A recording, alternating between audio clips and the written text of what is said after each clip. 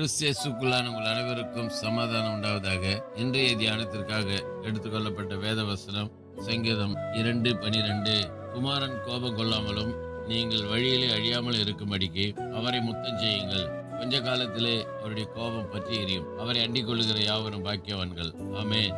சொல்றாரு பாருங்க, நாம் வழியிலே அழியாமல் இருக்கும்படிக்கு குமாரன் கோபம் கொள்ளாமல் இருக்கவும் நம்ம என்ன செய்யணுமா? ஆண்டவரை குமாரனை நம்ம முத்தம் செய்ய வேண்டும்.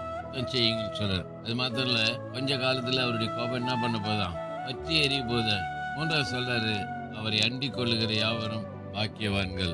அவரை அண்டிக் கொள்ளுகிறன்னு சொன்னாக்க அவரை சேர்ந்து கொள்ளுகிற, அவரிடத்துல சேர்ந்து கொள்ளுகிற, அவரை சொந்த ரட்சிகராய் ஏற்றுக்கொள்ளுகிற, அவரை தேடி அவர் நிலையிலே போகிற அவருடைய பிள்ளைகள் யாருன்னா ஆசீர்வதிக்கப்பட்டவர்கள் சொல்லி பார்க்கிறோம். இங்கே பார்க்கிறோம், 12 வருடம் பெருமாள் ஸ்திரீ தன் பணத்தை எல்லாம் உலக வயதிலுக்கு செலவு பண்றான். சுகமே கிடைக்கல.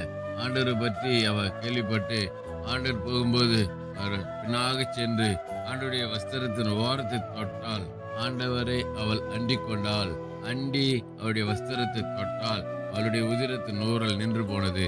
12 வருஷ பெரும்பாடு, 12 வருஷமா இருந்த சமாதான குறைவு, 12 வருஷமா இருந்த அந்த எல்லாமான பாடுகள் ஒரு நொடி பொழுதுல மாறி போச்சு. காரணம், அவரை அண்டிக் கொண்டால். அந்த 12 வருட பெரும்பாடுல ஸ்திரீ மாத்திரமில்ல, இன்றைக்கு யாரெல்லாம் அவரை அண்டிக் கொள்றாங்களோ அவர்கள் எல்லாருமே பாக்கியவான்கள், எல்லாருமே ஆசீர்வதிக்கப்பட்டவர்கள். இதுவரைக்கும் நம்ம ஒருவேளை உலகத்தை அண்டி வாழ்ந்திருந்தா, மனுஷனை நம்பி அண்டி வாழ்ந்திருந்தா மாற்றிக்கொள்வோம்.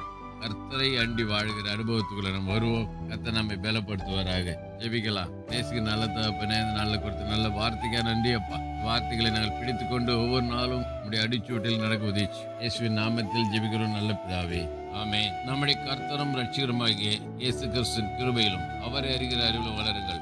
அவருக்கு இப்பொழுதும் என்னென்றைக்கு மகிமை உண்டாவதாக. நம்முடைய கர்த்தராகிய இயேசு கிறிஸ்துவின் கிருபை உங்கள் அனைவரோடு கூட இருப்பதாக. ஆமென், ஆமென், ஆமென்.